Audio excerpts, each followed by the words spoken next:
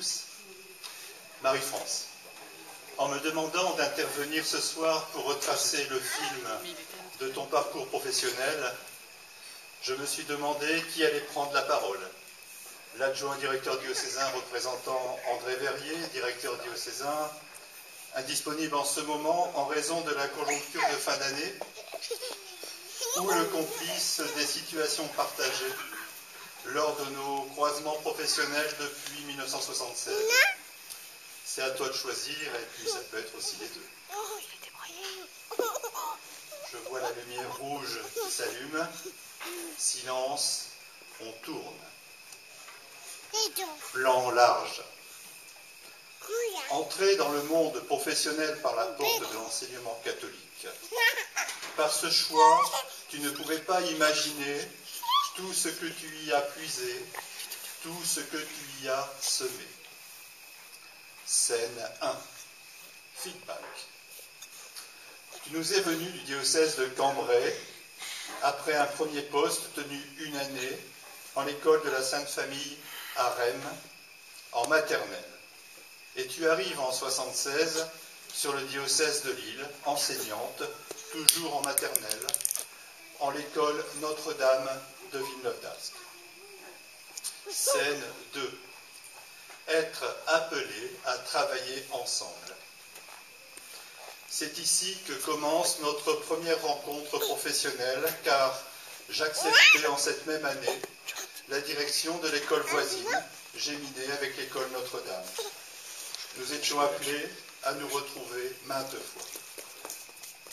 Scène 3. Ton immersion dans une nouvelle vie. Doucement, tu t'adaptes aux réalités inconnues d'une ville nouvelle naissante, avec ses campus, ses nouveaux quartiers résidentiels qui se développent auprès des traditions du village d'Anap et des quartiers locatifs conçus depuis la fin des années 50. À Notre-Dame, tu rencontres et composes avec les richesses liées à cette diversité sociale, marquée par des valeurs éducatives contrastées. Les familles et l'école sont encore, à ce moment-là, sont encore soudées par la confiance réciproque. Cependant, l'attachement des personnes à leurs racines, aux traditions, se différencie. Scène 4. Ton printemps professionnel.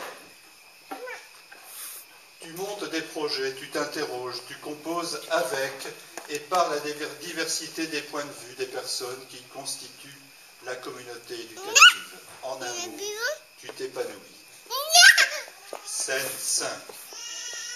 Ta vie s'enrichit et change de cap. En 1979, c'est la naissance de Jérémie. C'est aussi une volonté de quitter la maternelle pour t'investir en classe de CP. En 1982, c'est la naissance de Tiffaine. Le vœu du roi est réalisé. La même année, la direction de l'école Notre-Dame devient vacante. La tutelle diocésaine te demande d'assurer la continuité, ou autrement dit, la relève. Tu acceptes cette aventure du premier poste de direction avec une décharge de cours de 6 heures semaine. Scène 6. Travailler en école Géminées. Nous voici responsables de la continuité pédagogique de l'établissement jusqu'au CP à Notre-Dame et à partir du CE1 pour Saint-Adrien. C'était avant la conception de l'école en cycle en 1989, mais déjà nous nous interrogions sur ce découpage, né de la répartition des classes pour une rationalisation de l'accueil des plus jeunes dans des locaux éloignés du flux grandissant des élèves de Saint-Adrien avec l'extension du collège et la création du lycée au milieu des années 70. Aujourd'hui, ce découpage perdure avec le principe des réalités associatives et immobilières. Scène 7. Ton été de la maturité. Ce regard dans le rétroviseur sur Villeneuve-d'Ascq permet de comprendre que ton arrivée en 1989 à Sainte-Odile niveau 2 s'appuyait sur une expérience éprouvée de la direction pleine et entière, mais partagée avec une autre structure pédagogique dans la construction des élèves. Nous pouvons dire que ton parcours au service des écoles catholiques est, à la relecture, fort de cohérence et de volonté de te risquer ailleurs, à partir de compétences que tu as patiemment acquises. Scène 8. Tu cultives ton jardin. Les compétences se construisent et s'affinent à l'épreuve des situations à régler, avec les personnes et avec les réalités rencontrées au quotidien. Mais avant d'être compétent, des apprentissages sont à réaliser. Je vous invite à prendre connaissance de quelques étapes de ta formation, justement appelée « continuer ». Avec les formations proposées aux chefs d'établissement des écoles sous tutelle congréganiste de la Sainte-Union, tu t'es engagé dans des formations permettant de t'ajuster à l'évolution d'un métier de plus en plus complexe.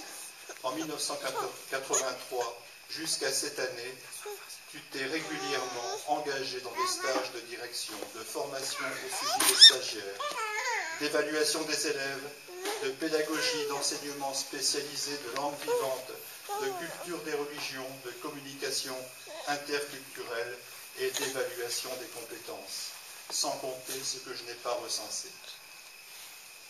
Scène 9. Ton travail de fondation et de construction des personnes. Cette énumération des formations montre combien tu exerces tes responsabilités en te souciant d'une part des réponses à apporter aux questions de l'élève, du jeune enseignant, du parent, et en te souciant d'autre part des contraintes professionnelles nouvelles à introduire dans le champ de tes responsabilités de chef d'établissement. Tu es exploratrice. Tu es chercheuse de compréhension et de sens. Tu sais combien il est nécessaire de comprendre pour donner vie et pour rassembler patiemment autour d'idées. En un mot, tu sais ce que signifie animer un établissement. Scène 10. Vers ta jouissance d'un été indien. Chacun, je le sais, apprécie d'être à tes côtés. En donnant une direction réfléchie à ton établissement, inscrit dans un ensemble scolaire, tu sécurises et tu autorises l'autonomie de chacun par la confiance que tu concèdes et partages. Merci Marie-France pour la trace de vie que tu as gravée en chacun de nous. Merci pour les guides que tu as posés afin de transmettre un avenir à l'institution que tu quittes. Méthodiquement, depuis quelques mois, tu as décidé de fermer la porte ouverte à Rennes. Nous y avons réfléchi en cette année de retrouvailles après mon service auprès des écoles de Flandre. La continuité est assurée pour cette institution. Tu sais que voir grandir est un des émerveillements de nos vies professionnelles, mais aussi de parents. Je termine donc en t'adressant un souhait, celui de trouver d'autres portes à ouvrir pour te procurer de nouveaux émerveillements. Ce sera auprès d'Éric, ton époux, et auprès de tes enfants et de leur famille. Ce sera selon tes passions et la poésie que tu trouveras dans ta vie. Ce sera ce que tu décides. Ce sera. Merci Marie-France au nom de l'enseignement catholique et de notre amitié. Clap de fin.